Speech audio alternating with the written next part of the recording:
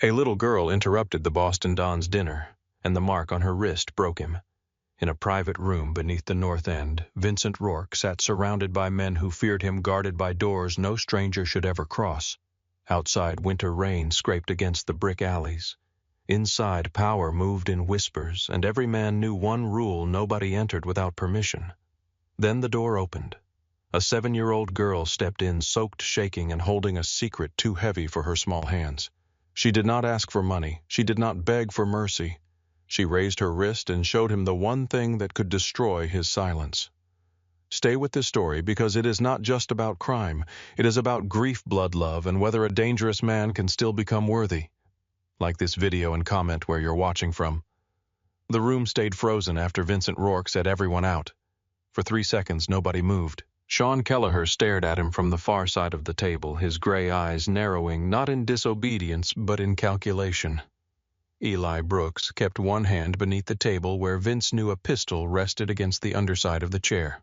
The 2 guards by the door looked at the little girl, then at Vince, then back again, as if their training had failed to prepare them for a child with rainwater dripping from her sleeves. Vince did not raise his voice. Now. Chairs moved. Shoes whispered against the polished floor. Sean rose last, slow and careful, the way a man rose when he understood a room had changed shape but did not yet know why. His gaze touched the little girl's wrist, then Vince's face. "Boss," Sean said quietly. Vince looked at him. That was enough. Sean nodded once and walked out with the others. The door closed behind him with a soft click that sounded louder than a gunshot. Then there were only 2 of them. Vincent Rourke. The man half of Boston crossed the street to avoid, and a little girl in a wet red coat standing 12 feet away from him with her sleeve pushed up and a crescent mark on her wrist. The silence between them was not empty. It was crowded with things Vince had buried. The girl lowered her arms slowly, as though the effort had taken something out of her. Her fingers curled around the edge of her sleeve. She did not cry. That was the first thing that troubled him. Children cried when they were cold, scared, hungry, lost. She looked like all 4, yet she held herself still with the terrible discipline of someone who had learned that falling apart made adults nervous. Vince stayed seated because standing would have frightened her. He kept his hands visible on the table. "What is your name, Lily?" she said. "Lily. What Lily Mercer?" The last name moved through him like an old song played in the wrong room. Mercer. He had not spoken it in 8 years, had not allowed anyone around him to speak it either. Men in his world learned quickly which names were safe and which ones could get them hurt.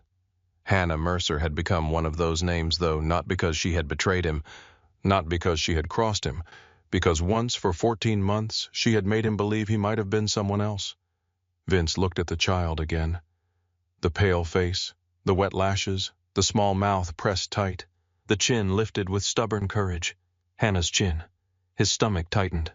"How old are you, Lily?" 7. He heard the number, but for a moment his mind refused to accept it. 7. 7 meant Hannah had left Boston carrying more than her suitcase. 7 meant she had walked away from him with his child inside her. 7 meant every year since then, while Vince had built his empire out of fear and silence, somewhere a girl with his blood had been learning to walk, to speak, to write her name. Somewhere Hannah had been raising her alone. Vince reached for his glass, then stopped before touching it. "Your mother told you to come here." Lily nodded. When her small throat moved, before she got too tired to talk, the words landed gently. That made them worse. Vince leaned back in his chair.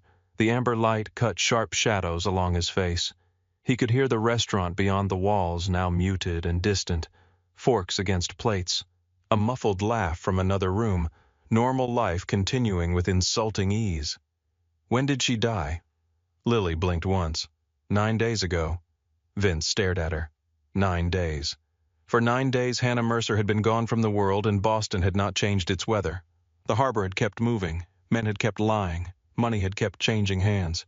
Vince had attended meetings, signed papers, threatened cowards, drank coffee, slept badly, woke before dawn.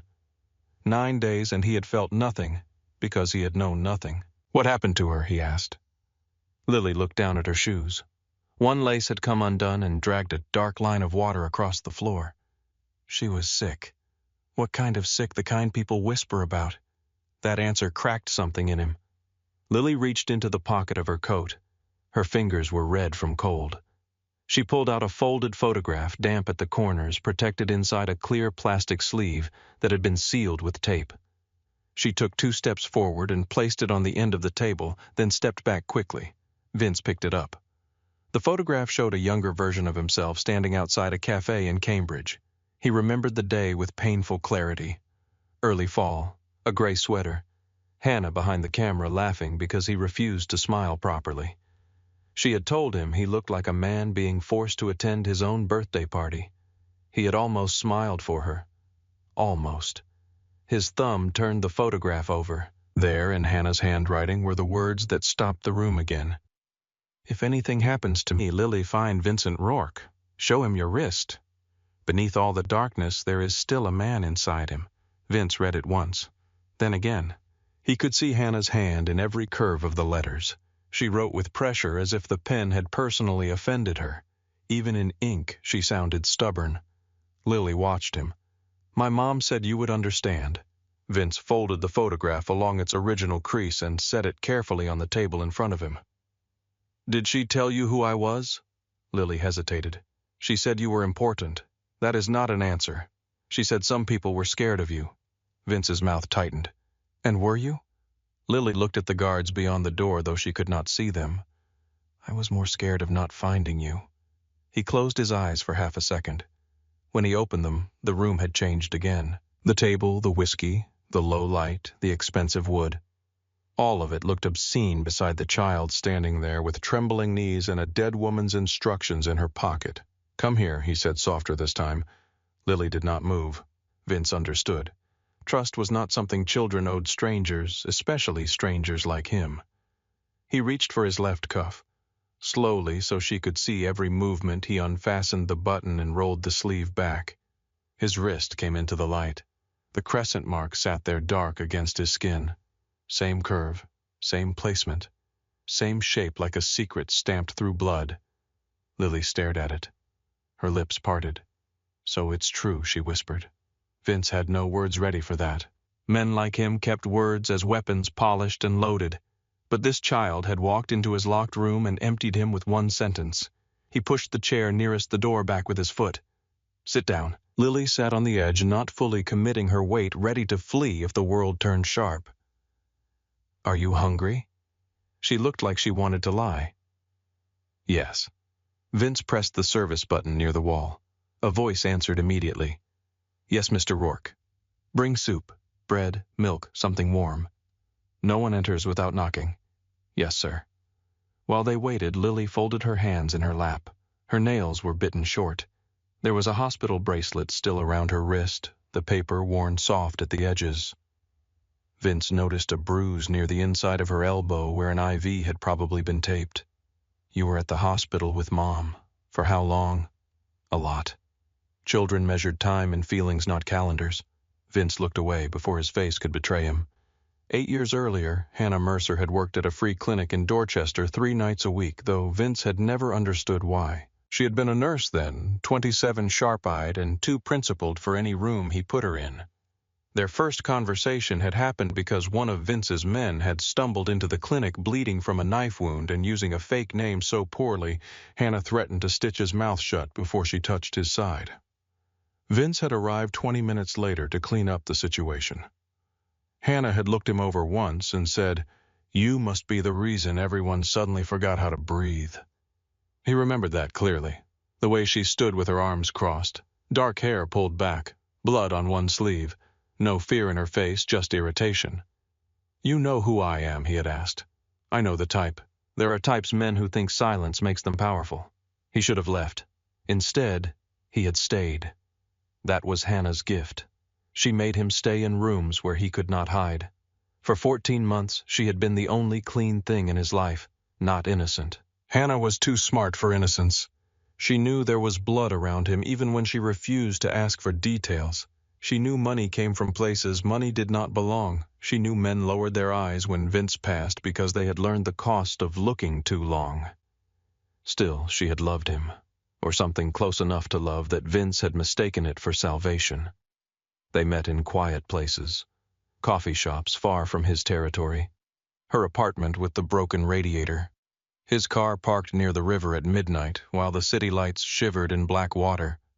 She would talk about patients' families' impossible rent kids who came to the clinic hungry. He would talk less.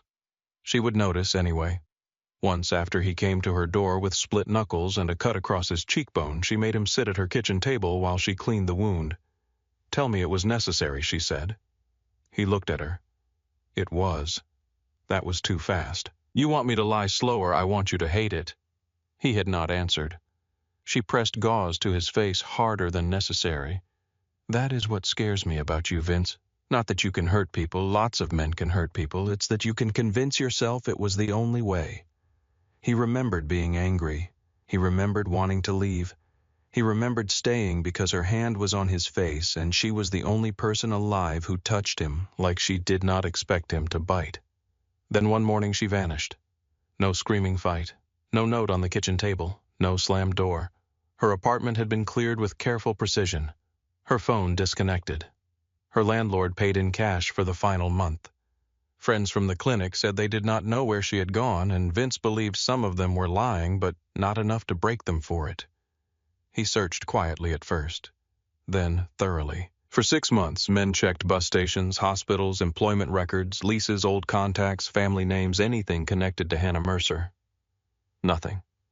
She had stepped out of his life like a match flame pinched between wet fingers. Finally, Sean had said the thing no one else dared to say. Maybe she left because she knew you would find her if she only ran halfway. So Vince stopped. Not because he stopped loving her, because he did. The food arrived after a knock. Vince stood before the server entered and took the tray himself at the door. The young man saw nothing beyond Vince's shoulder, which was the safest thing he could have seen. Vince placed the bowl in front of Lily. Tomato soup, warm bread, a glass of milk. She stared at it like she did not want to appear too eager. "Eat," he said. That was all the permission she needed. She ate carefully but fast. Too fast. She tore the bread into pieces and dipped each one into the soup, eyes lowered, shoulders still tight. Hunger had its own manners. Vince had seen it in men fresh from prison, in women waiting outside clinics, in boys recruited too young to know they were disposable. He had never seen it in his own child. His own child. The words did not fit in him. When the bowl was nearly empty, Lily wiped her mouth with a napkin and looked toward the door. "Is that man angry?" "Which man?" "The older one, with gray hair." "Sean." She nodded. "No, he worries. About me. About everything." That seemed to satisfy her. "Who is Mrs. Price?" Vince asked. "Our neighbor. She has you now." Lily nodded again. "She said she could keep me for a few days. But she's old and her hands hurt. A lady from the office came and said there were forms." "What office?" "I don't know. A woman with a blue coat. She talked to Mrs. Price in the hallway. She said I might have to go somewhere else." Vince's jaw hardened. "Did your mother have family number friends some? But they have kids, or they live far away." "Mom said we were a little team. A little team." Hannah would have said that. She would have made loneliness sound like courage so Lily would not feel the shape of what they lacked. "Do you want to go back to Mrs. Price tonight?" Vince asked. Lily gripped the napkin. "Do I have to?" "No." Her eyes moved to his face. "Are you going to send me to the place for kids? No." The answer came before thought, before strategy, before risk, before Sean's warnings, legal complications, enemies, bloodlines, headlines, police leverage war. It rose out of him clean and immediate. "No." Lily stared at him as if she had been waiting days to breathe. "You don't know me," she said. "I know enough. My mom said you might not want me." The words struck him with such force that he leaned back. Hannah had thought that, or feared it, or prepared Lily for the chance. Vince could almost hear her voice, soft and tired, trying to make abandonment survivable before it happened. He looked at Lily's wrist, at the mark that had traveled through his family like a curse. She was wrong about that. Lily's eyes filled again, but the tears stayed balanced on the edge. Vince stood. "We are leaving. Where, my house? Is it far? No. Do you have kids there? No. Do you have a dog? No." She considered that. "Do you have cereal?" He almost smiled again. "I can get cereal." Lily slipped from the chair. The red coat hung heavy around her knees. Vince reached for it, then stopped. He did not know whether touching her would frighten her. She solved the problem by looking up and offering one sleeve. He helped her into it carefully. The hallway outside the private room had been emptied. Of course it had. Sean stood near the elevator with Eli and the guards. His eyes dropped to Lily, then lifted to Vince. Vince did not explain. "Car," he said. Sean nodded. They moved through the restaurant by the back way. In the kitchen, cooks turned away without being told. At the service exit, rain fell hard into the alley, silver under the security light. Vince opened his coat and shielded Lily as they crossed the black SUV. She climbed inside and buckled herself with practiced concentration. Vince sat beside her in the back.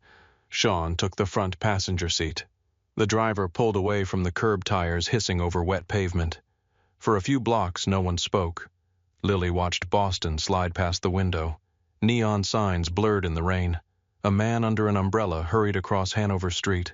Somewhere a siren rose and faded. The city looked normal, which seemed impossible.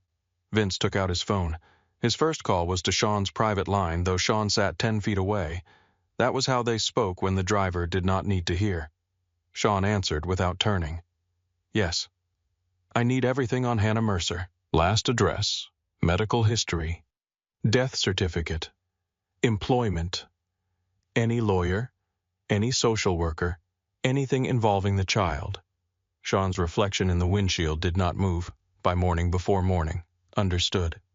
Vince ended the call and made another.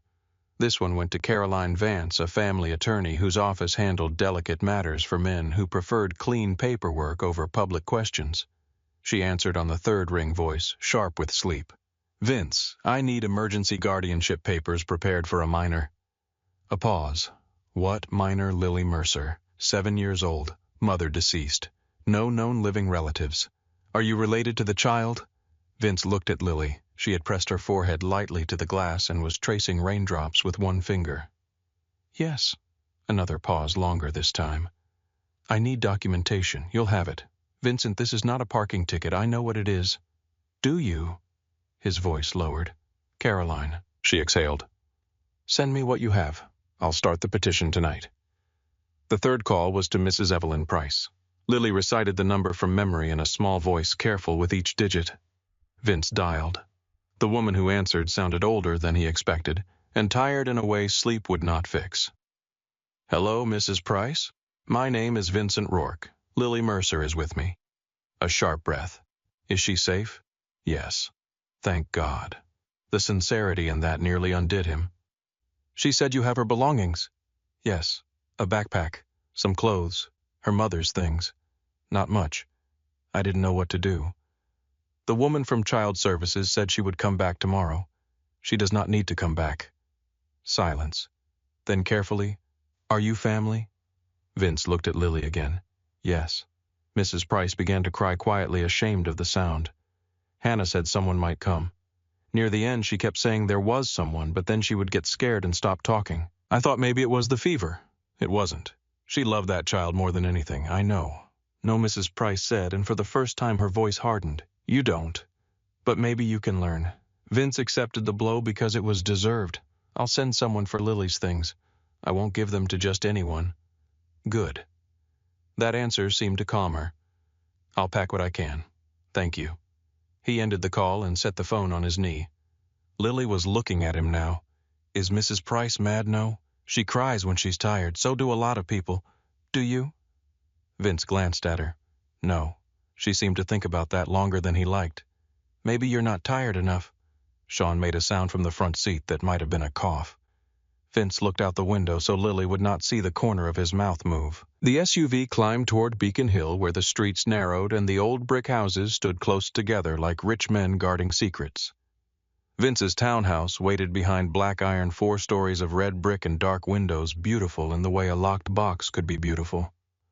The driver stopped at the curb. Sean stepped out first, scanning the street. Vince opened the door on Lily's side. Rain had softened to mist. Lily stood on the sidewalk and looked up at the house. "You live here?" "Yes. Alone." "Yes." She nodded as though confirming something she had already suspected. "It looks lonely." Vince had paid more money than most families would see in a lifetime for that house. He had reinforced its doors, hidden steel beneath old wood, installed cameras in places even his own men did not know. He had made it secure, untouchable, quiet. No one had ever called it lonely. No one had ever been right so quickly. Inside, the entryway smelled faintly of leather wood polish and rain. Lily stepped in carefully, as if afraid to leave marks. Her small shoes squeaked on the floor. Vince watched her take in the high ceilings, the dark staircase, the absence of photographs, the absence of mess, the absence of life. He had never noticed how much was missing until she looked at it. Sean entered behind them and closed the door. "I'll make the calls," he said. Vince nodded. Sean's gaze moved to Lily. For a moment, something almost gentle crossed his face. "Miss Mercer," he said. Lily looked up at him. "Are you the man who worries?" Sean blinked once. Vince turned away before his face betrayed him again. Sean cleared his throat. "I suppose I am." Lily nodded. "My mom said worriers are useful." Sean looked at Vince, then back at Lily. "Your mother sounds like a wise woman." "She was." The answer was immediate, absolute. Vince felt it settle over the room. He led Lily upstairs to the second floor. The guest room had white walls, white sheets, a dresser, a lamp, and nothing else. It was the kind of room prepared for visitors who never stayed long. Lily stood in the doorway. "This is yours for now," Vince said. She touched the blanket on the bed. "For now" is like temporary. He remembered what she had said in the restaurant, and this time he did not make the same mistake. "This is yours," he corrected. She looked at him. For how long Vince had made men disappear for asking fewer questions. This one left him defenseless. "As long as you need it." Lily set one hand on the bedpost. "My mom said needing things makes people leave." Vince crouched slowly so his eyes were level with hers. The movement felt strange. He could not remember the last time he had lowered himself for anyone. Not me. She studied his face with an old sadness that did not belong on a child. "You don't know that yet." He did not answer too quickly this time. "No," he said. "I don't. But I am saying it anyway." For the first time since she entered the restaurant, Lily's shoulders dropped by the smallest measure. Vince stood. "There is a bathroom through that door. I'll find dry clothes. I have pajamas at Mrs. Price's. Then tonight you can use something here." He found a clean white t-shirt in a drawer from a guest set no one had used. It was too large, but soft. He placed it on the bed and turned away while she changed in the bathroom. When she came out, the shirt fell past her knees. Her wet hair had been combed with her fingers. Without the red coat, she looked smaller, far too small for the amount of grief she carried. "Do I sleep now?" she asked. "If you want. What do you do?" "At night," she nodded. "Work. Always, usually." She looked around the bare room. "My mom used to read until I fell asleep when she wasn't too sick." Vince felt the sentence reach back through time and find every version of himself that had failed them. "I don't have children's books. That's okay." But it was not okay. He knew that by the way she said it. He moved toward the door. "I'll leave the hall light on." Lily sat on the edge of the bed. "Mr. Rourke." The name sounded wrong in her mouth. He turned. "Yes. Did my mom love you?" The question filled the room. Vince could have lied, could have softened it, could have said adults are complicated, which was what cowards said when truth had teeth. Instead, he looked at the child Hannah had hidden and saved. "Yes," he said. Lily's fingers curled into the sheet. "Did you love her?" The hallway behind him was dark.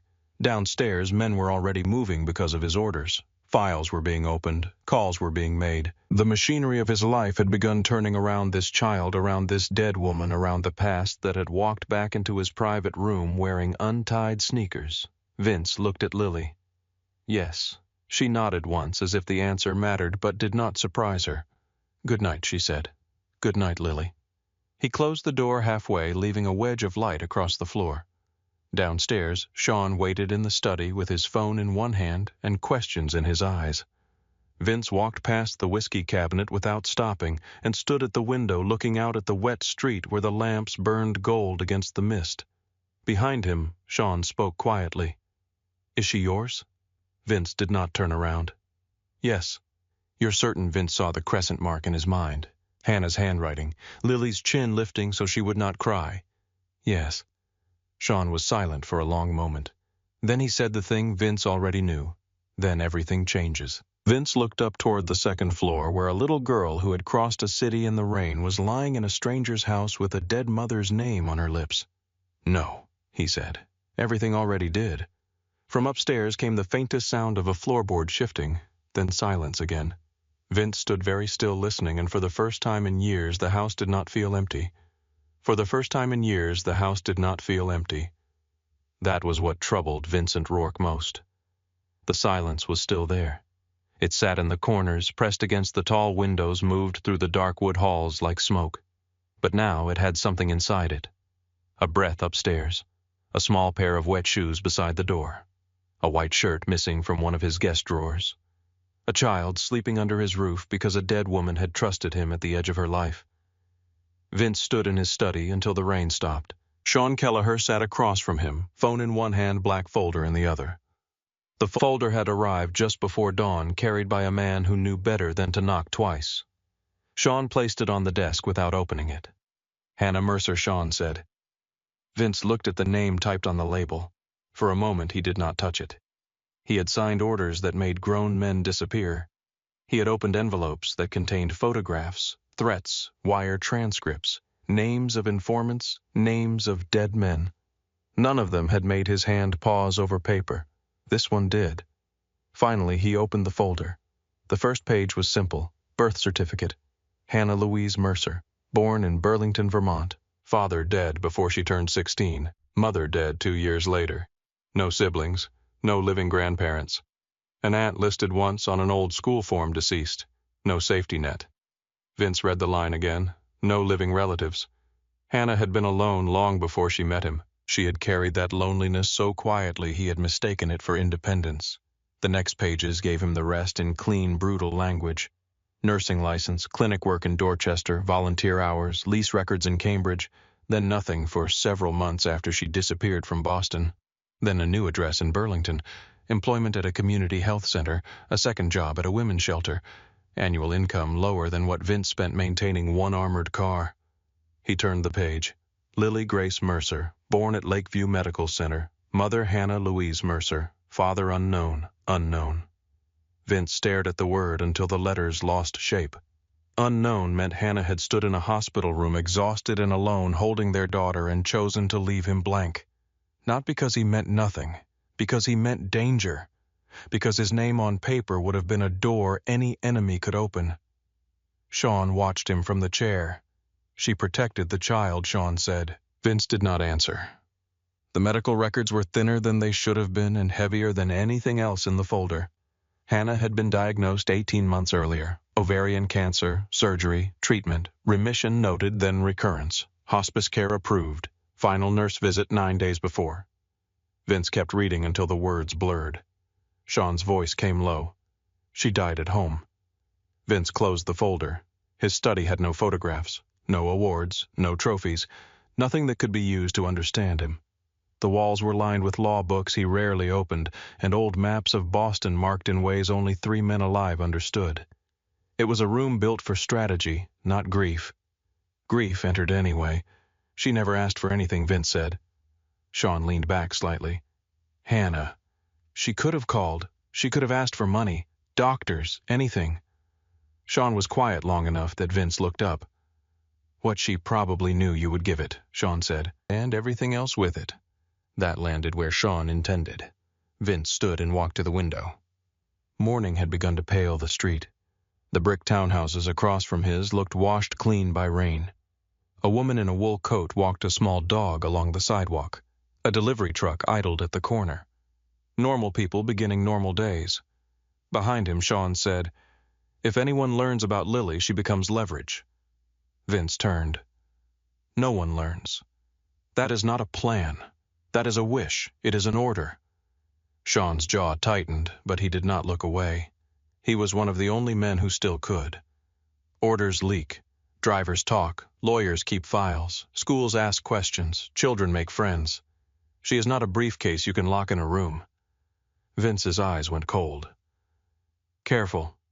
"I am being careful," Sean said. "That is why I am saying it now, before fear starts making your decisions for you." Vince walked back to the desk. "She stays. I did not say she should not." "Then say what you mean." Sean folded his hands. I mean, the girl cannot exist in your world and survive it. So either you keep her outside it completely, or you change the shape of the world around you. Vince almost laughed. There was no humor in it. Change the world, or lose her to it. The house creaked above them. Both men looked up. A soft footstep crossed the second floor. Then another. Vince moved before he knew he was moving. He left Sean in the study and climbed the stairs quietly. At the top he found Lily standing in the hallway, swallowed by the white T-shirt hair tangled around her face. Her eyes were open but heavy with sleep. "Did I do something wrong?" she asked. The question stopped him halfway up the last step. "No, I heard voices. That was Sean, the man who worries." "Yes." She rubbed one eye with the heel of her hand. "Is he worried about me?" Vince reached the landing and kept distance between them. "He worries because that is his job. What is your job?" The answer should have been easy. Men in Boston could have answered for him. Owner, boss, devil, protector, criminal, king, monster. Vince looked at the child in his hallway. "I am working that out." Lily accepted this as if adults said strange things all the time, which they did. "I'm hungry." It was the first ordinary sentence she had spoken, and it felt like mercy. Vince led her downstairs to the kitchen. The kitchen had been designed by people who believed money could imitate warmth. Marble counters, copper pans that had never touched food, a refrigerator so clean it looked staged. Vince knew where the coffee was. He knew where the whiskey was. He had no idea whether he owned cereal. He opened one cabinet, plates, another, glasses, a third. Spices arranged alphabetically by a housekeeper who came twice a week and never asked why the pantry was mostly empty. Lily climbed onto a stool at the island and watched him. "You don't cook," she said. "I can cook." "What can you cook?" Vince opened the refrigerator. Eggs, mustard, 2 lemons, a carton of milk, something green in a container he did not trust. Eggs. How he looked over his shoulder. In a pan. Lily considered him with grave concern. "Do you have bread?" "Yes, peanut butter." He searched and found a jar in the back of the pantry unopened. "Jelly." Another search. "Strawberry." Lily slid down from the stool and came around the island. "You need a knife." "I know that. Not a sharp one." "I know that too." She gave him a look that said she did not believe him. He found a butter knife. She took it from him carefully, as if accepting a tool from a man who might misuse it. Then she pulled a stool to the counter and climbed up. Vince moved forward instinctively, one hand half lifted in case she fell. "I'm okay," she said. She spread peanut butter on one slice of bread, then the other. "Both sides," Vince asked. "So the jelly doesn't make it soggy. Is that a rule?" "It's a good rule," she added. Jelly pressed the slices together, cut the sandwich into 2 uneven triangles, and slid one half toward him. "You have to try it. I am not hungry. My mom said people say that when they don't want to be included." Vince looked at the sandwich, then at Lily. He picked it up and took a bite. She waited. "Well," she asked, "it is acceptable." "That's what I was going to say." There it was again, the almost smile. It came from somewhere unfamiliar and vanished before it fully formed, but Lily noticed. Her face changed for half a second, not joy exactly, but recognition. Like a bird hearing another bird far away. Sean appeared in the doorway, silent as ever. Vince turned. What Sean looked at the sandwich in Vince's hand, then at Lily on the stool. Nothing. Vince's stare sharpened. Sean cleared his throat. "Caroline Vance called. She can file for emergency guardianship today, but she needs proof of relationship." Lily stopped chewing. Vince saw it. Sean saw it too late. "She does not need to hear this," Vince said. Lily put the sandwich down. "Does that mean you have to prove I'm yours?" The kitchen went quiet. Vince pulled out the stool across from her and sat. He did it slowly, deliberately making himself smaller in a room where he had always been the largest thing. "It means there are papers adults like to argue over. Because of me, no. Because of Mom, no. Then because of you." He did not lie. "Yes." Lily looked at the sandwich. "If the papers say I'm not, do I leave?" Vince felt Sean shift in the doorway. "No," Vince said. "But what if they say I have to? Then the papers are wrong." She looked up at him. "You can do that for you, yes." Sean said nothing, but Vince felt the warning in his silence. Promises were dangerous. Promises to children were sacred. Vince had made very few sacred things in his life. Now he had made one before breakfast. After Lily finished eating, Sean arranged for Mrs. Price to send her belongings through Owen Pike, a former Marine who had driven for Vince's family before Vince had inherited anything but enemies. Owen arrived mid-morning with 2 duffel bags, a backpack shaped like a faded purple cat, and a cardboard box sealed with packing tape. Lily stood at the bottom of the stairs when he brought them in. Her face went still. "That's Mom's box," she said. Vince looked at Owen. Owen set it down gently. "No one opened it," he said. Lily crossed the entryway and placed both hands on the box. For the first time she looked exactly 7. Small. Lost. Afraid that cardboard and tape were all that remained of the person who had been her whole world. Vince wanted to tell her she did not have to open it now. He wanted to give an order that could make grief wait. But Dr. Maya Ellison had not yet entered their lives, and even without her, some instinct warned him not to command this pain. So he stood there. Lily whispered, "Can it go in my room?" Vince picked up the box himself. It was not heavy. That made it worse. Upstairs, the guest room looked less bare once Lily's things entered it. A pair of worn sneakers by the closet, a stack of folded clothes in the dresser, a toothbrush by the sink, 3 books on the nightstand, a stuffed rabbit with one bent ear placed carefully against the pillow. The box went in the corner. Lily did not open it. That afternoon, Vince made more calls, a pediatrician who still made house visits and knew how to forget addresses, a school administrator in Brookline who owed Caroline Vance a favor, a trust manager who could move tuition through clean channels, a security consultant outside Vince's organization because Sean was right about one thing. Men who worked in his world talked, and men who talked could be bought. By evening, there were new rules written in Vince's mind. No one from the cruise entered the house without clearance. No meetings after 5 unless unavoidable. No weapons left in common rooms. No mention of Lily in texts, calls, ledgers, or jokes. Her name became the most protected word in Boston. Lily knew none of this.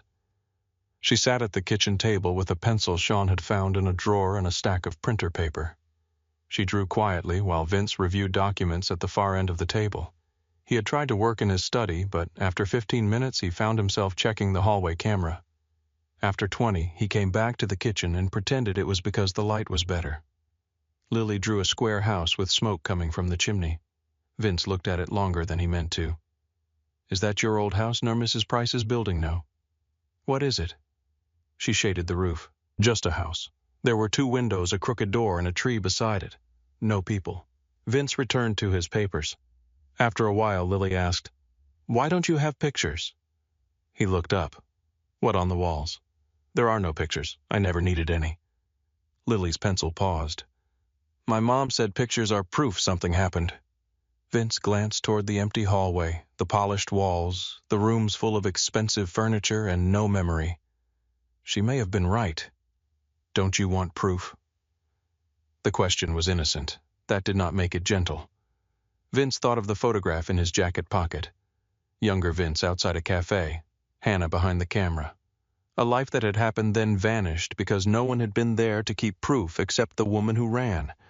"I don't have much worth proving," he said. Lily went back to drawing. "I can make some." 2 hours later, the first picture appeared on the refrigerator, held by a magnet shaped like a wine bottle from some event Vince did not remember attending. It was the square house with the crooked door. Vince saw it when he reached for a bottle of water. He stared. Lily stood beside him, holding another drawing against her chest.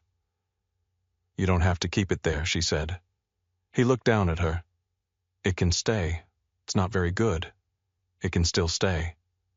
She nodded, satisfied, and went back to the table. That night, Lily did not sleep. Vince knew because his security monitor showed her door opening at 1:17 in the morning.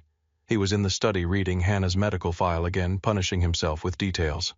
The screen on his desk showed Lily step into the hallway and sit at the top of the stairs. She did not call for him. She did not cry. She just sat with her arms around her knees, looking down into the dark house. Vince stood, then stopped. He could frighten men into obedience. He could extract truth from liars. He could enter any room in his city and own the air inside it. But he did not know how to approach a child who could not sleep because her mother was dead. So he did nothing. He watched until she went back to bed at 1:43. The next night, she came out again. 1:22. This time, Vince opened the hall closet and found a folded blanket, soft gray wool unused. He carried it upstairs after Lily returned to her room and placed it on the top step. No note, no explanation. In the morning, the blanket was folded neatly on the same step. Lily did not mention it at breakfast. Neither did he. The next night, he placed it there before midnight. At 1:19, she came out, wrapped herself in it, and sat on the step for 20 minutes. Vince watched from the study, one hand pressed against his mouth. By the fourth night, the blanket had become theirs. Not comfort exactly, not yet, a signal. I know you are there. I will not make you ask. On Friday morning, Owen drove Lily and Vince to the Brookline School for a private meeting before classes began.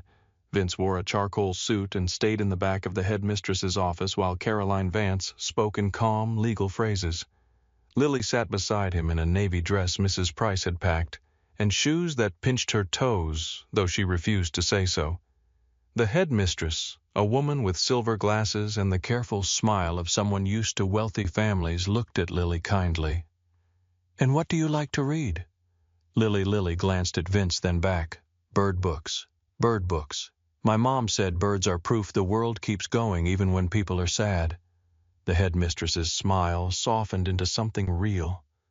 Vince looked at the window. Outside, children crossed the courtyard with backpacks and bright coats. They laughed too loudly. They pushed each other. They complained about homework. They moved with the careless confidence of children who believed someone would be there at the end of the day. Lily watched them without envy, but with caution, as if joy were a language she understood but did not yet speak. On the ride home, she was quiet. "Do you not like it?" Vince asked. "It's nice. That is not what I asked." She looked out the window. "What if they ask about my dad?"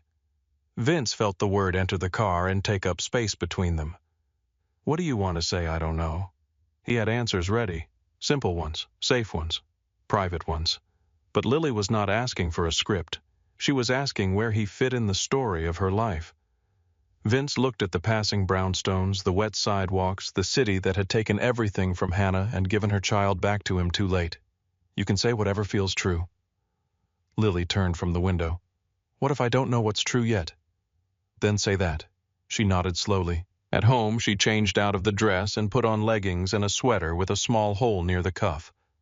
Vince saw the shoes left by the door and noticed the red marks on her heels. He said nothing then. He called Caroline later and asked what children needed for school besides books. Caroline laughed once before she realized he was serious.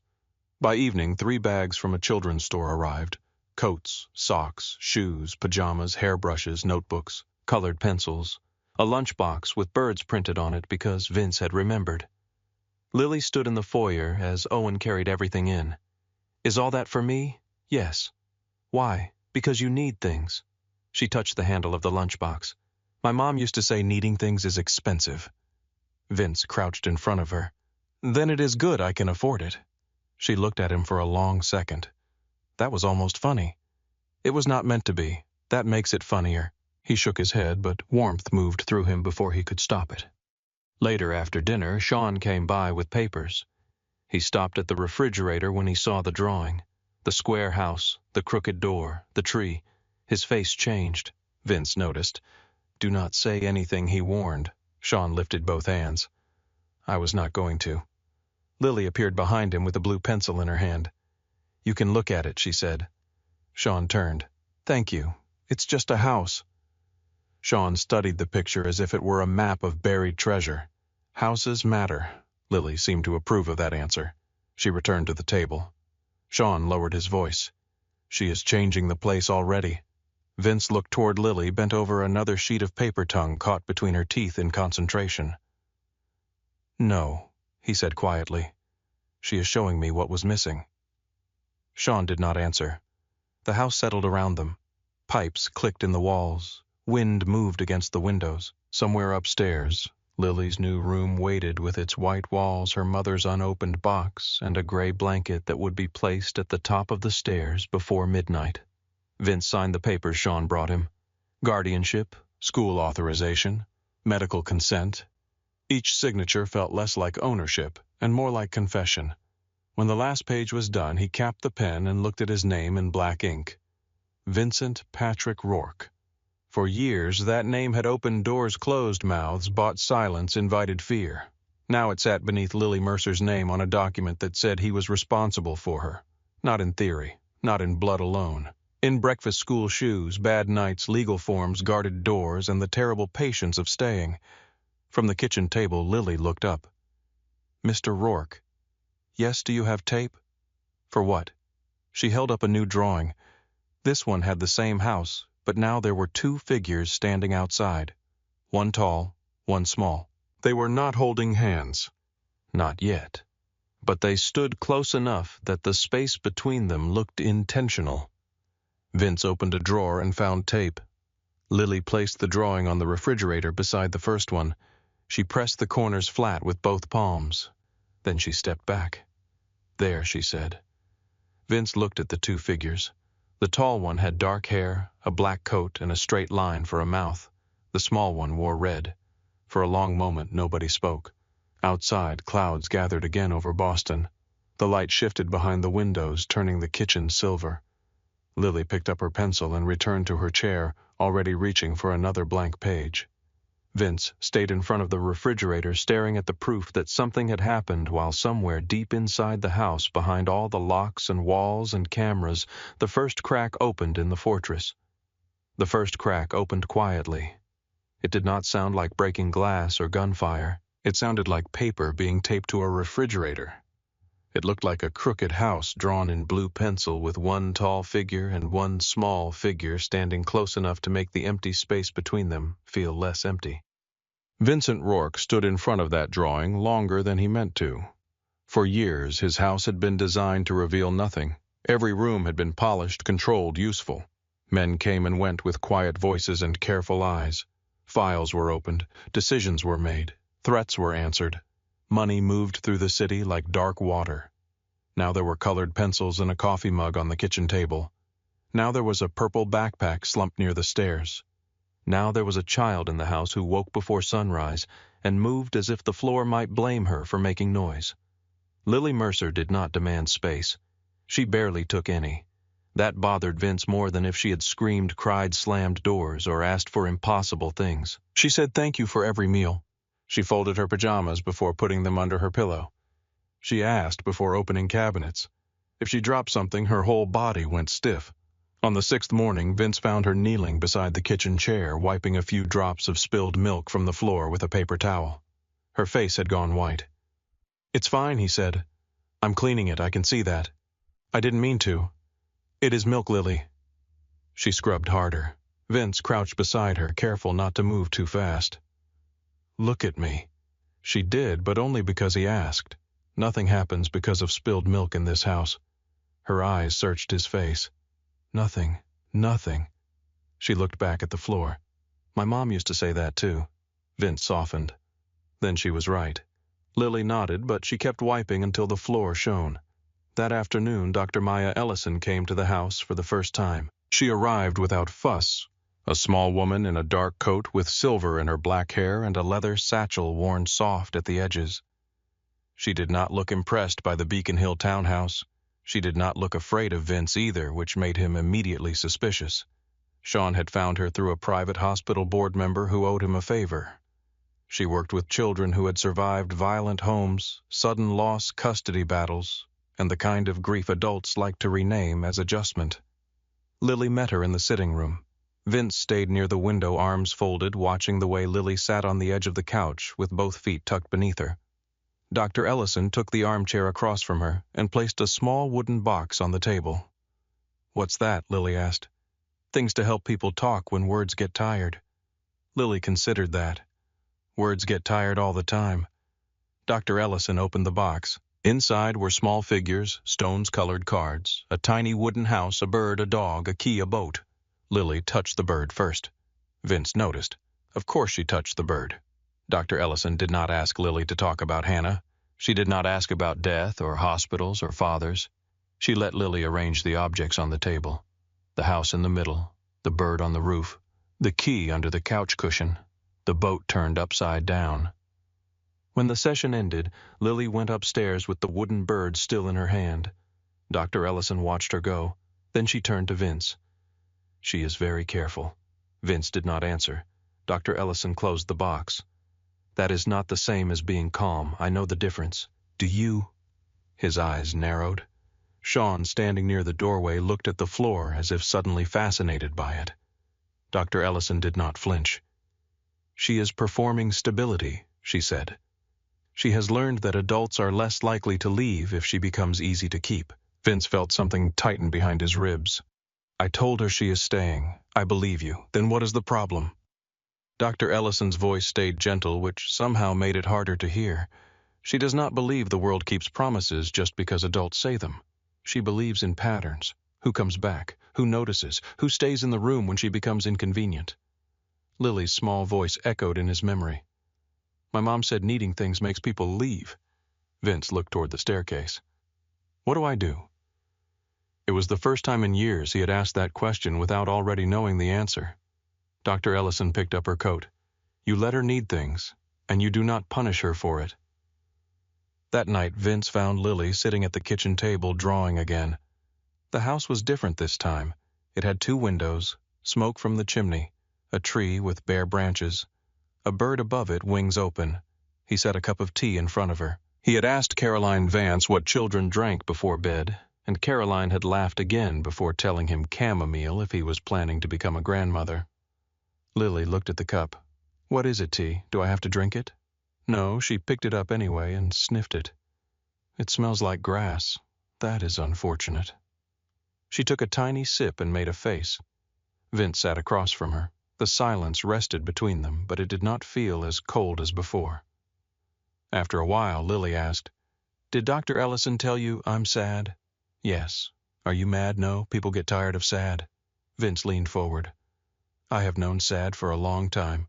She looked at him. "Does it go away?" He could have lied. People lied to children because they mistook softness for mercy. "No," he said, "but it changes shape." Lily stared into the tea. "What shape is yours?" Vince thought of Hannah's handwriting. The word unknown on a birth certificate, a photograph kept safe by a dying woman. A child in a red coat standing in a room full of armed men. "Yours," he said before he could stop himself. Lily did not answer, but her pencil stilled. 2 days later, rain came down hard over Boston. Owen Pike drove them home from school in the black SUV. Vince had not planned to pick Lily up himself, but a meeting had ended early after a city inspector decided he preferred breathing over being difficult. Vince told himself the timing was convenient. He told himself he was not waiting outside the school gates 15 minutes before dismissal. Lily climbed into the back seat with her bird lunchbox against her chest.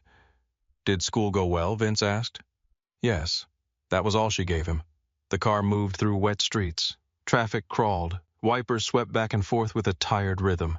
The heater hummed softly. Lily watched rain braid itself down the window. Then a song came on the radio. It was nothing special. A woman's voice, low and soft, singing over guitar. The kind of song that played in grocery stores and waiting rooms and quiet kitchens after midnight. Lily went still. Vince noticed before she made a sound. Her fingers tightened around the lunchbox. Her mouth opened slightly, like she had forgotten how to breathe. Then her face folded inward. Not dramatically, not like a child throwing a tantrum. It was smaller than that and worse. The first tear slid down her cheek, then another. She turned toward the window, trying to hide it. "Lily." She shook her head. The sound that came out of her was not a sob at first. It was a broken breath. Then her whole body trembled, and the grief she had been carrying so politely finally found the door. Owen glanced in the rearview mirror. Vince unbuckled his seatbelt. The car was still moving, but slow in traffic.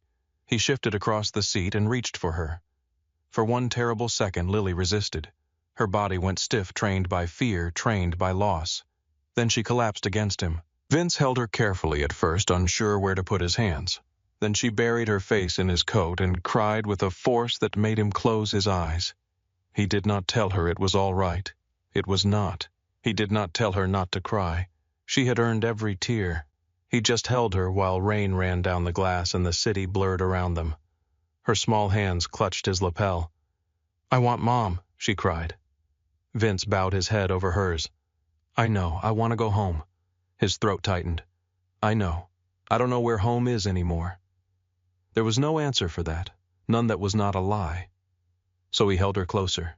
After a long time, her sobs thinned into shuddering breaths. The song ended. Another began. Owen turned the radio off without being asked. Lily stayed pressed against Vince's chest, exhausted and embarrassed. I'm sorry, she whispered. Vince looked down at her. For what? For being loud. The words moved through him like a blade. You can be loud. She did not believe him yet. He could feel it in the way she held herself. He rested one hand against the back of her head. I miss her too, he said. Lily lifted her face. Rainlight moved over her wet cheeks. You do, yes. Her voice was smaller now. How much Vince looked out at the gray city, at the buildings and traffic and people carrying umbrellas like shields. He thought of Hannah in a clinic doorway. Hannah laughing behind a camera. Hannah vanishing because she loved a child more than she feared loneliness. Enough that I should have found her, he said. Lily studied him, then lowered her head back against his coat. Neither of them spoke for the rest of the ride. The house felt different when they returned. Not safer, not warmer, just more honest. Lily went upstairs to wash her face. Vince stood in the entryway, rain still on his shoulders, and saw Sean waiting near the study door. One look at Sean's face told him the day was not done. What Sean's voice was low. Caleb Frost has been asking questions. Vince removed his coat slowly. What kind, personal? Vince looked toward the staircase. Sean followed his gaze. Not about her, not yet. About your schedule, your house. Why certain meetings have moved. Why you leave early twice a week. Why Owen Pike is driving through Brookline. Vince's face emptied. Who told him enough to ask? We do not know. Find out. I am. Sean stepped closer. Caleb is not smart, but he is hungry. Hungry men dig because they think every buried thing is treasure. Vince walked into the study. Sean followed. Caleb Frost ran a crew out of South Boston, if run was the right word for a man who mistook noise for leadership. He had money from sports books, stolen cargo, and 2 city council aides too stupid to know blackmail was not loyalty. He had been pushing at Vince's edges for months, taking small bites from territory he should have known better than to touch. Vince had tolerated him because crushing him would create attention. Now Caleb was looking in the wrong direction. Sean closed the study door. There is another problem. Vince looked at him. Danny Voss came by this morning with the envelope from East Boston. I know. He saw her. The room changed temperature. Vince did not move. How? She came down the stairs. He was in the foyer. 2 seconds, maybe 3. What did he do? Nothing. That is rarely what men do. Sean's expression said he agreed. Vince walked past him and opened the study door. Bring him. Danny Voss arrived after Lily had gone to bed. He was 23, too eager, too handsome in the cheap way that made young men think charm could replace discipline. He came into the foyer with his coat collar damp from rain and fear already showing at his throat. Vince stood near the staircase. No guards in sight. That was deliberate. Danny looked around. Mr. Rourke, the girl you saw this morning. Danny swallowed. I didn't see anything. Vince watched him. That is the answer you prepared. Now give me the true one. Danny's eyes flicked toward Sean, who stood in the shadow near the study. I saw a kid. What kid, I don't know. Good. Danny exhaled too soon. Vince stepped closer. You do not know her name. You do not know her face. You do not wonder why she is here. You do not ask Owen. You do not ask the men at the garage. You do not mention a girl in my house to your friends, your girlfriend, your priest, your mother, or God himself. Danny's face drained. Yes, sir. If her existence travels 1 inch beyond this room, I will not waste time finding out how. I will start with you. Danny nodded quickly. Yes, sir. Crystal clear. Vince held his gaze. Is it yes? The silence stretched until Danny began to tremble. Vince finally looked at Sean. Put him on a truck to Providence. Danny blinked. Providence. Sean opened the front door. Tonight. Danny did not argue. At least he was not that stupid. When the door closed behind him, Vince remained in the foyer. The house was quiet again, but it was not the same quiet. Now it had teeth. Sean came beside him. You scared him. I meant to. Scared men talk too. Vince looked at him. Then make sure he does not. Sean's mouth tightened. I will handle Danny, but that is not the problem. Then what is? Sean looked up the staircase toward Lily's room. You are trying to protect her from the world by hiding her inside yours. Vince said nothing. Sean continued, voice careful but firm. She needs school, friends, sunlight, stupid birthday parties with bad cake. She needs to complain about homework and get paint on the floor and have someone tell her no without sounding like a sentence. You cannot give her a childhood through locked doors. Vince's eyes sharpened. You think I do not know that I think you know danger better than you know children. That struck close enough to make Vince turn away. From upstairs came a faint creak. Both men looked up.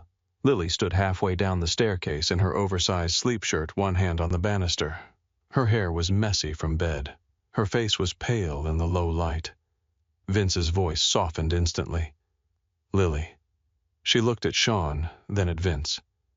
Are you angry? No. You sounded angry. I was talking to Sean. That doesn't mean no. Sean glanced at Vince, and for once the older man had the decency to look away. Vince climbed the stairs until he stood 2 steps below her. Did we wake you? I was already awake. Bad dream.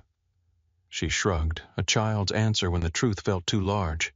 He looked toward the top step. The gray blanket was there, folded in its usual place. Lily followed his gaze. I was going to get it. Vince picked up the blanket and held it out. She took it, but did not move. Is something bad happening? She asked. Every instinct he had told him to lie, to make the house safe with words, to say no, nothing, go back to bed. But she would hear the lie. Hannah had trained her too well for truth. There are things I need to fix, he said. Because of me, no. She stared at him. He corrected himself. Because of the life I had before you came here. Lily wrapped the blanket around her shoulders. Is it a scary life? Vince looked at her small face, serious and tired beneath the stairlight. Yes. Are you scary? The question did not hurt because it was unfair. It hurt because it was not. Sean stood below them, silent. Vince rested one hand on the banister. To people who try to hurt what is mine, he said. Lily thought about that. Am I yours? Vince's chest tightened. You are not a thing someone owns. That's not what I meant. He knew. For once he let the silence be honest. You are my daughter, he said. The words came out low, rough, almost unfamiliar. Lily held the blanket tighter. Okay, just that. Okay. Then she turned and went back upstairs. Vince watched until her door closed. Sean spoke from below. That is the first time you said it. Vince did not look at him. I know. The next morning, the house changed again. Not in any way a stranger would notice. The locks still held. The cameras still watched. The windows still reflected a city that would eat weakness if it smelled blood. But Vince moved differently through the rooms. He took calls outside. He sent men away before Lily came downstairs. He removed the pistol hidden beneath the drawer in the kitchen island and locked it in the study safe. Then he removed the one from the entry table. Then the one from the laundry room cabinet. Sean watched from the doorway. You forgot the one behind the wine rack. Vince gave him a look. I did not forget. By noon, the house was still a fortress, but for the first time it was trying to become something else. That afternoon, Lily came home from school with a drawing folded in her backpack. She did not show Vince right away. She waited until after dinner, until the plates were cleared and the kitchen had settled into that blue hour between day and night. Then she taped it to the refrigerator. It was the house again. This time, the tall figure and the small figure were standing on the porch. Between them was a bird with open wings. Vince looked at the picture. What is the bird doing? Lily stood beside him, watching. Why? To make sure nobody leaves. He felt the answer settle in him. Outside, Boston moved toward night. Cars hissed over wet pavement. Somewhere far off, a siren rose and faded. Men were asking questions they should not ask. A rival was digging for a weakness. A young soldier was being driven out of the city with fear in his mouth. Inside the kitchen, Lily reached for another magnet and pressed the corner of the paper flat. Vince stood beside her close enough that their shadows touched on the refrigerator door. For once, he did not step away. That was how the change began to show itself, not in speeches, not in promises, but in the quiet decision to remain standing beside Lily while their shadows touched on the refrigerator door. Vincent Rourke had spent most of his life mastering distance. Distance kept men afraid. Distance kept enemies guessing. Distance kept grief from finding a clean place to enter. Lily had no respect for distance. She did not break it loudly. She did not rush into his arms or demand stories from him. She simply existed near him with her pencils, her careful questions, her gray blanket, and the soft patience of a child waiting to see whether the world would hurt her again. By January, the house had learned her rhythm. She woke early. She drank orange juice from the smallest glass in the cabinet. She read bird books at the kitchen table with one knee tucked beneath her. She left drawings in unexpected places. A robin taped to the inside of the pantry door, a crooked moon on Sean's folder, a tiny house on a yellow sticky note placed beside Vince's coffee cup. The house was still guarded, still wired, still watched by cameras hidden in dark corners, but it had begun to breathe. One Saturday morning, snow fell over Boston in soft, slow sheets. Vince had been awake since 4 handling a problem at the docks that had required 3 calls, 2 threats and 1 silence long enough to make a grown man reconsider his future. By 7 he was in the kitchen wearing dark pants and a white undershirt sleeves pushed up to his elbows trying to understand pancake batter. Lily sat on the counter with a blanket around her shoulders watching him pour too much milk into a bowl. "That looks wrong," she said. "It is not wrong. It is very wet. It is batter. It is soup." Vince looked down into the bowl. She was right. He reached for the box again and added more mix. Powder rose in a pale cloud and dusted the counter. Lily covered her mouth, but her eyes smiled. "You can laugh," he said. "I'm not laughing. You are trying not to." "That's different." He stirred harder than necessary. The kitchen light was soft. Snow brightened the windows. For a moment the morning felt ordinary enough to be dangerous. Vince turned toward the stove, and Lily's eyes moved to his arms. He knew the instant she noticed. The scars were not hidden by the undershirt. Some were pale and thin old knife lines across his forearm. One jagged mark curved near his shoulder, disappearing beneath the cotton. Another crossed the lower part of his collarbone, white against skin. Lily stopped swinging her feet. "Do they hurt?" Vince set the spoon down. "Not anymore." "How did you get them?" He had expected this question from the first morning she came into his house. He had prepared answers, clean ones, simple ones. Lies polished smooth enough for a child to hold. A car accident, a bad fall, old sports injuries. But Lily was looking at him with Hannah's eyes steady and too knowing, and all the lies died before reaching his mouth. "Some came from fights," he said. Lily looked at the scar near his shoulder. "Did you win most of the time?" "And when you didn't," Vince turned the burner lower, though the pan was not hot yet. "Those were the ones that taught me the most." She absorbed that. Then she pushed up her own sleeve and showed him a small white line near her elbow. "I got this when I fell off my bike. Mom was teaching me. I went too fast and I hit the curb." Vince leaned closer. She must have been scared. She ran faster than I ever saw her run. Lily touched the scar with one finger. "She cried after I stopped crying." "That sounds like her." Lily looked at him. "You knew her before she was my mom." "Yes. What was she like?" Vince took a breath. No one had asked him that. Not Sean, not Caroline, not Dr. Ellison. They asked what Hannah had done, where she had lived, what papers she had left behind. Nobody asked what she was like when she was alive. "She was stubborn," he said. Lily's mouth twitched.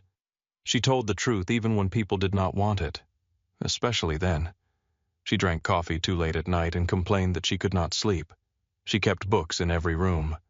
She did not like roses because she said they tried too hard. She loved yellow. Lily's face softened. She said yellow made sad rooms remember the sun. Vince looked at her. "She said that to me once, too." For a while, only the sound of snow against glass filled the kitchen. Then Lily asked the question he had been circling since the night she arrived. "Were you bad to her?" The batter dripped from the spoon into the bowl. Vince did not move. Lily's voice stayed small but clear. "I don't mean did you love her, I know you did. I mean were you bad to her?" He turned off the stove. There were questions men could answer with threats. Questions they could bury under money. Questions they could avoid by leaving the room. This was not one of them. Vince sat on the stool across from her. "No," he said. "Not the way you mean." Lily waited. But my life scared her. The men around me scared her. The things I would not give up scared her. I thought loving her was enough. It was not. Lily looked down at her hands. Did she leave because of me? The question struck him so hard he nearly stood. No, but she was having me. She left because of me, Vince said. Because she knew I could not keep you safe from the world I lived in. Lily was quiet. Outside, a snowplow scraped along the street metal against ice. Are you still dangerous? She asked. Vince looked at his daughter sitting on his counter in the snowy kitchen, wearing socks with birds on them and grief in her eyes. Yes. Her fingers tightened around the blanket. To me, no. To other people, he looked away for half a second, then back, to people who try to hurt you. Lily nodded slowly, as if the answer made sense in a world that had already taught her too much. Then she pointed at the bowl. The pancakes are still soup. Vince stared at her. A sound left him before he could stop it. Not quite a laugh, but close enough that Lily smiled. He added more mix. They ate the pancakes anyway. They were too dense in the middle, burned at the edges, and shaped like folded maps. Lily covered hers in syrup and declared them mostly food. Vince accepted the judgment. Later that morning, after Owen took Lily to a supervised art class Dr. Ellison had recommended, Vince went upstairs alone. He entered Lily's room. He did not do that often without permission. It felt like crossing a border. The room had changed since the first night. Her books were stacked on the floor beside the bed. A paper bird hung from the lamp. 3 drawings were taped above the dresser. The stuffed rabbit sat against the pillow, one bent ear tilted forward like it was listening. In the corner was Hannah's box, still unopened. Vince looked at it for a long time. Then he walked downstairs, took his coat, and told no one where he was going. He drove himself north. No driver, no guards, no Sean, no black SUV with reinforced doors. Just Vince behind the wheel of a dark sedan crossing out of Boston while the city thinned into suburbs, then highways, then the white and gray silence of winter roads. He had not driven alone in years. Usually someone else handled the road so he could handle calls, messages, problems, threats. This time his phone stayed face down on the passenger seat. The drive to Vermont took hours. Snow lay heavy along the shoulders. Bare trees reached upward like black veins against the sky. Every mile felt like a sentence he should have served years ago. Hannah Mercer was buried in a small cemetery outside Burlington behind a white church with peeling trim and a bell that looked too old to ring. Vince parked beside the road and sat with both hands on the steering wheel. He did not know what he expected to feel. Anger, maybe. At her. At himself. At the years stolen by silence. But when he stepped into the cold and walked between the rows of stones, what came was quieter than anger. He found her near the back beneath a maple tree stripped bare by winter. Hannah Louise Mercer. Beloved mother. 1989 to 2026. 2 words for the life she had become after him. Beloved mother. Vince stood over the grave with snow gathering on his shoulders. For a long time he said nothing. He had spoken in courtrooms without being charged, at funerals without grieving, across tables from men who wanted him dead. Words had never failed him because he rarely needed them, to be honest. Here in front of Hannah there was no use for anything else. I did not know, he said. The wind moved lightly through the branches. I should have. His breath clouded in front of him. I should have looked longer. I told myself you wanted to be free of me, and maybe you did. But I think I stopped because part of me was relieved you had escaped before I ruined you. He lowered his eyes. You were pregnant. The word felt like broken glass in his mouth. You were pregnant and you were alone and you still kept my picture. I do not know whether to thank you or hate you for that. Nothing answered but the wind. Vince knelt slowly. The snow soaked through the knee of his trousers. She has your eyes, he said, and your courage. Also your habit of asking questions that make me want to leave the room. His mouth trembled once. She makes her own sandwiches. She likes birds. She folds blankets like someone twice her age. She apologizes for crying. I hate that. I hate that she learned to do that. His hand rested on the cold top of the stone. I do not know how to be good, Hannah. You knew that. Maybe better than anyone. But I know how to stay. I know how to stand between her and anything coming for her. He closed his eyes. I do not know if that is enough. When he opened them, he saw something tucked behind the base of the headstone, partly hidden beneath a flat rock. A weatherproof pouch, clear plastic fogged by cold. Vince reached for it. Inside was an envelope. His name was written across the front in Hannah's hand, Vincent. The sight of it nearly took the breath from him. He sat back on his heels. Snow fell between him and the stone. His fingers were numb, but he opened the envelope carefully, as if the paper itself could bruise. The letter was dated 3 weeks before her death. Vincent, if you are reading this, then Lily found you, or someone kind found enough courage to send her where I could not. I do not have much strength left, so I will not spend it making excuses. I left because I was pregnant. I left because I was afraid. Not of you in the simple way people are afraid of men with guns, though God knows there were days I was afraid of that too. I was afraid of what your world would do to a child before she had a chance to become herself. You would have loved her. That was never the question. The question was whether love could survive the life around you. I did not know how to ask you to choose without hating myself for it. I did not want to become another person standing in front of you begging you to be someone else, so I made the choice for all of us. Maybe that was cruel. Maybe it was mercy. I still do not know. She is wonderful, Vince. She watches everything. She remembers small kindnesses. She likes birds because they leave and come back, and I think that comforts her. She is braver than I ever wanted her to be. If she is with you, then I ran out of time. Do not love her like something the world owes you. Do not protect her so tightly she cannot breathe. Do not make her pay for the things I feared. Love her like a promise. That is what I am asking. Not because you are safe. Not because you are innocent. Because somewhere beneath all that iron you built around yourself, I once knew a man who wanted to be better and did not know how. Start with her. Hannah. Vince read the letter twice. The second time, the words blurred. He did not sob. Some part of him still did not know how. But his face changed. The cold entered his lungs, and the grief he had held back for 8 years pressed through the cracks Lily had opened. He folded the letter and held it against his mouth. For the first time since he was a boy, Vincent Rourke bowed his head and let silence witness him. When he returned to Boston, the house smelled faintly of tomato soup and pencil shavings. Lily was lying on the living room floor with paper spread around her. Owen stood near the front window, pretending not to watch over her. Sean was in the hall ending a call as Vince entered. Lily looked up. Her eyes went to the snow on his coat. "Where did you go?" Vince removed his gloves slowly. "To see your mother." The pencil slipped from her fingers.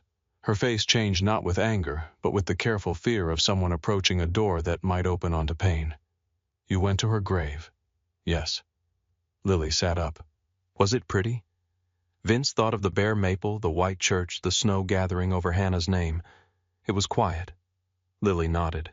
She liked quiet sometimes, I know. Can I go next time? The question was softer than breath. Vince walked into this room and lowered himself into the chair near her. "Yes, promise." He looked at her, at the little girl Hannah had carried alone and sent back to him with a mark on her wrist and faith he had not earned. "I promise." Lily picked up her pencil again but did not draw. After a moment she said, "Dr. Ellison said I can call people what feels true." Vince's body went still. Lily kept her eyes on the paper. "I don't have to call you Mr. Rourke forever." "No," he said. "You do not." She shaded the roof of the house she was drawing. Her hand moved carefully, though her voice trembled. "I was thinking maybe Vince. That is fine." She nodded. Or maybe something else. The room seemed to narrow around them. Owen looked out the window with sudden intensity. Sean went completely still in the hall. Vince could hear the heat clicking through the old pipes. Could hear Lily's pencil scratching against the page. "What's something else?" he asked. Lily did not look up. "Dad." The word entered the house and changed every room it passed through. Vince felt his hand close around the arm of the chair. Lily rushed on, still not looking at him. "Only if that's okay, I don't have to. I just thought maybe because you said I'm your daughter and because Mom said names should match what people do, not just what papers say." Vince had faced knives without blinking, guns without ducking, betrayal without surprise. This nearly broke him. "You can call me whatever feels true," he said. His voice was steady because he forced it to be. His eyes were not. Lily pressed her pencil harder into the paper. "Okay." A pause. Okay, Dad. Sean turned away in the hall. Vince looked down at his hands because if he looked at Lily, he was not sure what his face would reveal. The moment held. Soft. Terrible. Sacred. Then his phone buzzed. The sound cut through the room like a blade. Vince ignored it. It buzzed again. Sean checked his own phone, and whatever he saw removed every trace of softness from his face. Vince, he said. Lily looked between them. Vince stood. Stay here. He walked into the hall. Sean handed him the phone without speaking. On the screen was a photograph. Lily outside her school climbing into Owen's car. Her red coat bright against the winter street. Her face turned slightly toward the camera, unaware. Vince did not breathe. Beneath the photo was a message. Everyone has a door, Rourke. We found yours. Sean's voice was low. It came through an unregistered number. Caleb Frost's people were seen near Brookline this afternoon. Danny Voss is missing. Vince looked through the doorway. Lily was still on the floor, pencil in hand, watching him with Hannah's eyes. The father in him wanted to go to her. The man Boston feared wanted blood. For several seconds both stood inside him face to face. Then Lily spoke from the living room. Dad. The word found him before the rage did. Vince looked at Sean. Close the house. Sean nodded. Vince stepped back into the living room and knelt in front of Lily. She searched his face, already knowing something had shifted. Is it bad, she asked. Vince took the drawing from her hands and set it gently aside. Yes. Because of me. No. She stared at him. He took her small hands in his. Because some men think love gives them a place to aim. Lily's fingers tightened around his. Are we leaving? Vince looked at her red coat folded over the chair, at the drawings on the refrigerator, at the gray blanket on the stairs, at the house that had only just begun to become a home. Then he looked back at his daughter. For tonight, he said. Lily nodded once, brave in a way that made him ache. Upstairs, Owen was already moving. Sean's voice dropped into the hard rhythm of orders. Doors locked, phones went dark, cars shifted in the street outside. Vince lifted Lily into his arms. She did not ask him to put her down. Her cheek rested against his shoulder as he carried her toward the back stairs, and for the first time she held on without apologizing for needing him. For the first time she held on without apologizing for needing him. That alone changed the weight of her in Vincent Rourke's arms. Lily was still small, still light enough that he could carry her down the back stairs without effort. But something about the way her fingers gripped his coat made him feel the true size of what had been placed in his hands. Not a secret, not leverage, not a weakness. His daughter. Sean moved ahead of them, one hand inside his jacket, voice low into a secure phone. Owen waited at the rear entrance with the engine already running in the alley. The night outside was sharp with cold. Black ice glazed the pavement, and the narrow strip of sky above the brick buildings looked bruised purple beneath the city glow. Lily lifted her head from Vince's shoulder. Are we running? Vince stopped just before the door. He could have told her no. He could have softened it, dressed it in adult words, hidden the teeth inside the truth. But Lily had been lied to enough by frightened kindness. She deserved better than comfort that could not survive the next question. For now, he said. Her eyes searched his face. Because of the picture, Vince looked over her head at Sean, who was watching the alley through the narrow glass pane beside the door. Yes. Lily swallowed. Did I do something wrong? The question hit him harder than the threat. No. He said it too sharply, and she flinched. Vince lowered his voice. No, Lily, listen to me. You did nothing wrong. But the bad men saw me. The bad men made a mistake. Her small fingers tightened. Because they found me? Vince looked at the little girl in his arms, at the red coat Sean had thrown over her shoulders, at the hair slipping across her cheek, at Hannah's eyes staring back at him through fear. No, he said. Because they thought finding you would make me weak. A black sedan rolled to the end of the alley. Its headlights stayed off. Sean's voice hardened. Clear. Vince carried Lily outside. Owen opened the rear door. Vince set her in the back seat and buckled her himself. She did not protest, though her eyes stayed fixed on the mouth of the alley. Vince slid in beside her while Sean took the front passenger seat. The car moved without headlights for half a block before turning onto a wider street, blending into traffic like a dark fish slipping into deep water. Boston passed by in fragments. Wet pavement, street lamps, brownstone steps salted white. A couple laughing under one umbrella outside a restaurant, unaware that somewhere nearby a war had nearly begun over a child with a crescent mark on her wrist. Lily sat very still. Vince kept one hand near hers on the seat, not touching close enough if she reached. After several minutes, she did.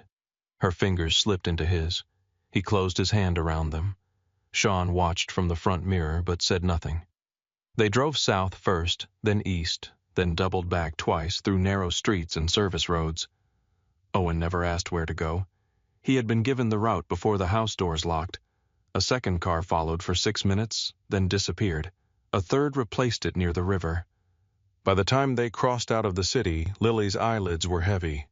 "Where are we going?" she asked. "A house near the water. Do I have to stay there forever?" "No." "Do you?"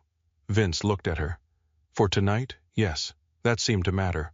Her body relaxed by one small degree. The safe house stood on a quiet stretch near the Massachusetts coast behind a line of winter-bare trees and a private road that looked abandoned unless someone knew where to find the gate. It was smaller than the Beacon Hill townhouse, gray-shingled with storm shutters and a porch facing black water. It smelled faintly of salt old wood and clean sheets. Owen checked the rooms first. Sean checked the windows. Vince carried Lily inside after she fell asleep in the car, her head against his arm, one hand still curled in his sleeve. He laid her in a bedroom upstairs. The room had pale walls, a quilt folded at the end of the bed, and a window looking toward the ocean. It was not hers. Nothing in it was hers. Vince hated that. He took off her shoes and covered her with the quilt. As he turned to leave, Lily stirred. "Dad." He stopped. "I'm here. Don't let them take me." The words came through sleep, soft and broken. Vince sat on the edge of the bed. "They won't." She did not wake fully. "Promise." He looked at her small face in the dim light. "I promise." This time he knew what the promise required. Downstairs, Sean was waiting in the kitchen with the laptop open, 3 phones on the table, and the photograph of Lily printed on plain white paper. Vince walked in and stood over it. Caleb Frost had not just threatened him. He had pointed a camera at Lily. There were men Vince had killed for less, men he had ruined for less. There was a version of him, the one Boston knew best, that would have burned South Boston from the inside out before sunrise. Bodies in cars, warehouses on fire, men dragged from beds while their families screamed. Caleb expected that version. Vince could feel it. The bait had been chosen with care. Show him the girl. Mention the door. Make the father lose control so the boss made a mistake. Sean watched him carefully. "What are you thinking Vince picked up the photograph and folded it once, hiding Lily's face?" "I am thinking he wants noise." "Yes, he wants me angry. You are angry." Vince looked at him. Sean did not lower his eyes. "You are," Sean said, "but you are also thinking. That is better for everyone." Vince set the folded paper down. "Where is Danny still missing?" "Alive, for now we do not know. And Frost at his club in South Boston for the last 2 hours. Too visible. Too comfortable." Vince turned toward the dark window. Beyond the glass, the ocean moved unseen, a heavy sound beneath the wind. "He thinks I will come for him myself." "Yes, I will." Sean's expression tightened. "Vince, but not the way he wants." By morning, Caleb Frost's world began to narrow. It started with money. A union account tied to one of Caleb's shell companies was frozen before breakfast, after an anonymous packet landed on the right desk at the Attorney General's office. By 9, 2 of Caleb's bookmaking locations lost their police protection when recordings of city officials taking cash reached a reporter who had been waiting years to hurt the wrong people for the right reason. At 10:30, a trucking company Caleb used for stolen cargo received a federal inspection. At 11, his favorite council aide resigned without warning and left town with a suitcase. By noon, 3 men who had promised Caleb loyalty stopped answering his calls. Vince did not raise his voice once. He sat at the safe house kitchen table, coffee untouched, phone in hand, moving pieces across the city with the same cold precision he had once used to destroy rivals more directly. Sean stood near the stove, watching him with something like concern. "This is cleaner," Sean said. Vince looked at him. "Cleaner is not the same as clean, no, but there are fewer bodies, for now." Sean stepped closer. "Lily is upstairs eating toast and asking Owen whether seagulls have knees. Keep that in mind." Vince's eyes lifted toward the ceiling. He could hear her faintly. A chair scraping. A soft voice. Owen answering with more seriousness than the question deserved. Do not love her like something the world owes you. Hannah's letter sat folded inside Vince's inner coat pocket. Love her like a promise.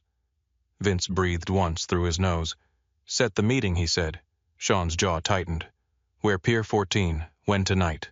Frost will bring men. So will I. Vince. He turned. Sean held his stare. If you go into that meeting as her father, he can use it. If you go in as the man you were before her, you may lose what she has changed. Vince said nothing. Sean lowered his voice. You need to decide which man walks onto that pier. Upstairs, Lily laughed at something Owen said. It was faint, brief, almost swallowed by the wind outside. Vince looked toward the sound. I already did. That afternoon, Lily found him on the porch. The ocean was steel gray beneath a low sky. Wind pushed at the edges of her red coat. Owen stood at the far end of the porch, close enough to intervene, far enough to pretend he was not listening. Lily climbed onto the bench beside Vince. Mr. Owen says we're safe here. He is right. But you don't look safe. Vince looked at the water. I have a meeting tonight. With the bad men, with the man who made the mistake. She was quiet for a moment. Are you going to hurt him? The question deserved an answer he did not want to give. Vince rested his elbows on his knees. I am going to stop him. That's not the same thing.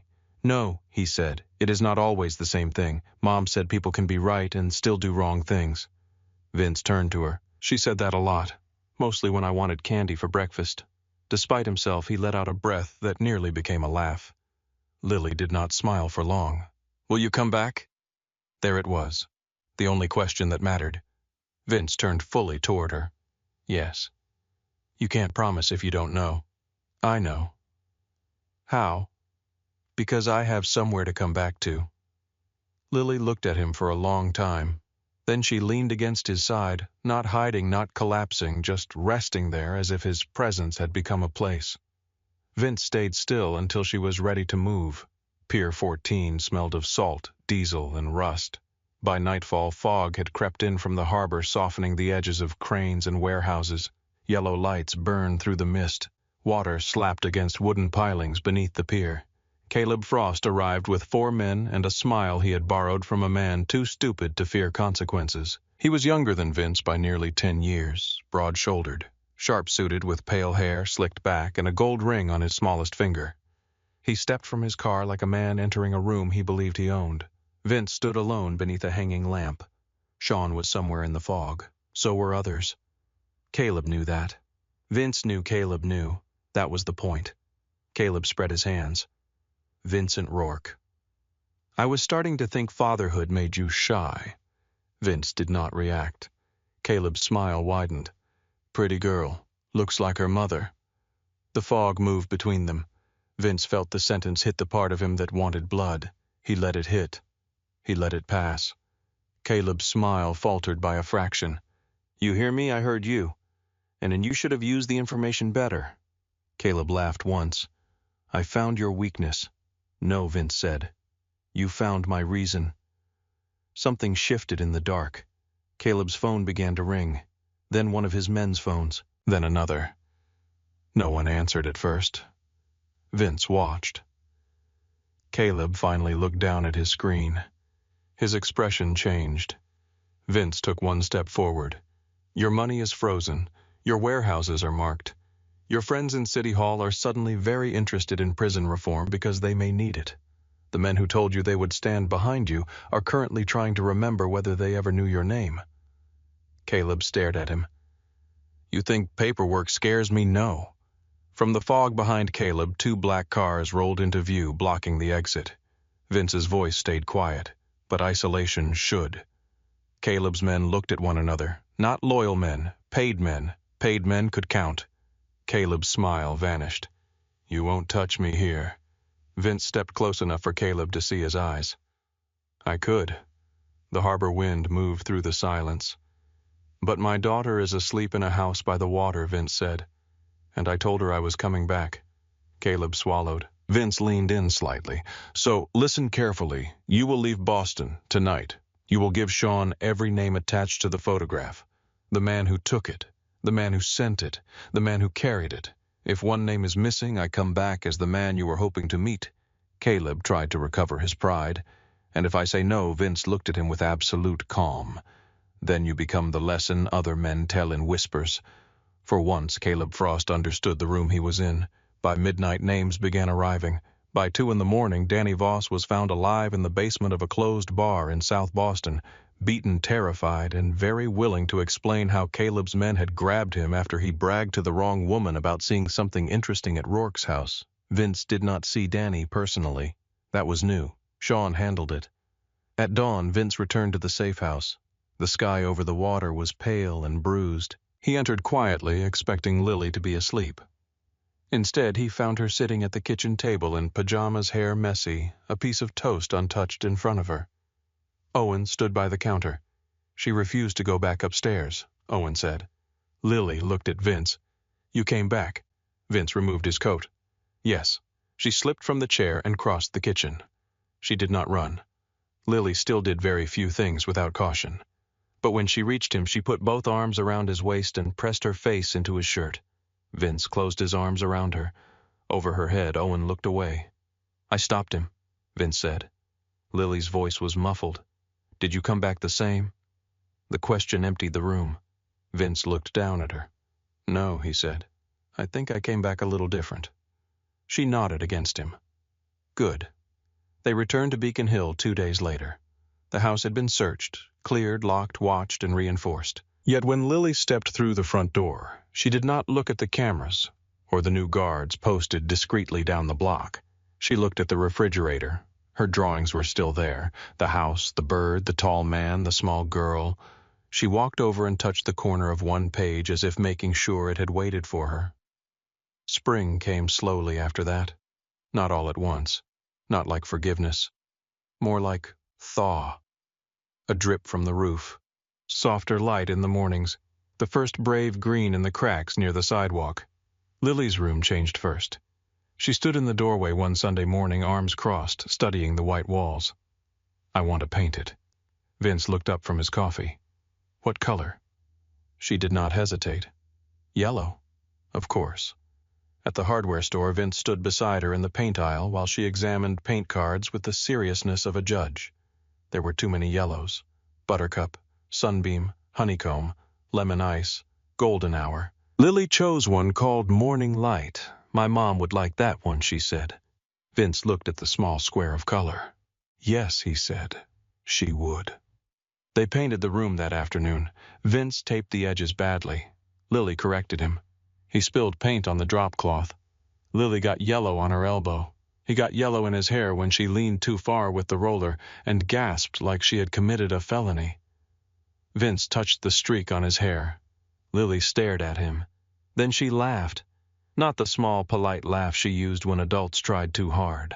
Not the careful one that asked permission before existing. This laugh burst out of her whole body. It filled the room. It struck him so hard he had to look away.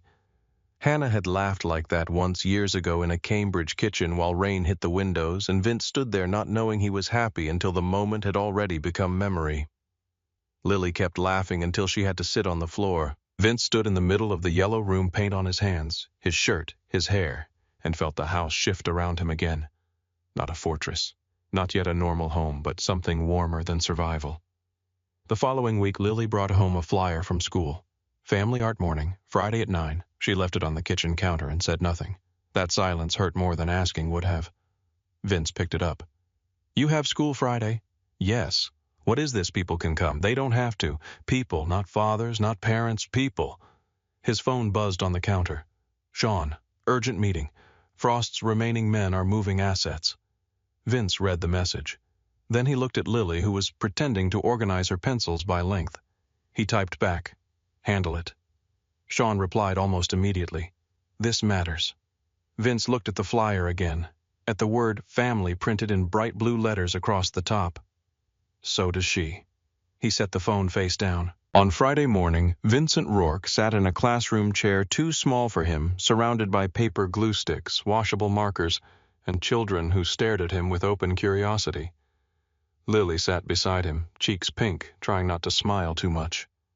Her teacher asked each child to present their drawing.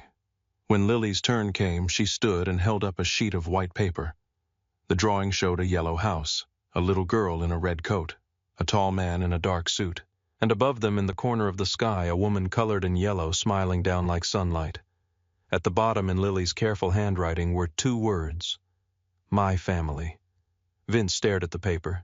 He had spent years making sure his name meant power, making sure men remembered it with fear, making sure every room knew when he entered.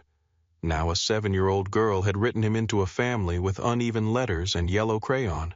His throat tightened. Lily sat down beside him. "Is it okay?" she whispered. Vince looked at her. "It is perfect." She smiled, then shy and bright. That evening the Beacon Hill house was quiet in a different way. Lily fell asleep on the couch with her head against Vince's arm, exhausted from school and painting and a week of being safer than she had been before. The television played silently across the room. Her yellow room upstairs smelled faintly of fresh paint. The gray blanket lay folded at the top of the stairs, though she needed it less often now. Vince's phone buzzed once, then again. He did not reach for it. Lily's hand found his sleeve in her sleep and held on. Outside, Boston moved through the night. Men lied, money shifted, enemies waited. The city remained what it had always been, hungry and beautiful and dangerous. But inside the old brick house, beneath cameras and locks and walls built by a man who had trusted nothing, Vincent Rourke sat perfectly still so he would not wake his daughter.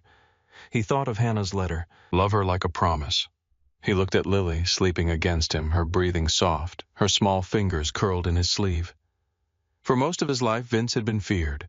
For the first time, he wanted something harder. He wanted to be worthy. On the refrigerator, beneath the drawings of houses and birds and a tall man learning how to stand closer, Lily had taped the picture from school. My family. And for Vincent Rourke, that was the only proof that mattered.